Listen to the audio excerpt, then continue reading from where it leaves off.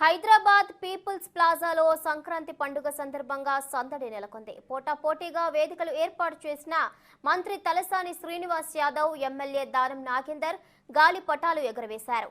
వేర్వేరుగా డీజే సిస్టంలతో పాటు వేదికలను ఏర్పాటు చేశారు. అలాగే ఎవరికి వారే సెపరేట్ గా ఫ్లెక్సీలు కూడా ఏర్పాటు చేసుకున్నారు. ప్లాజాకు భారీ ఎత్తున చేరుకొని డీజే పాటలతో నగరవాసులు ఎంజాయ్ చేస్తున్నారు.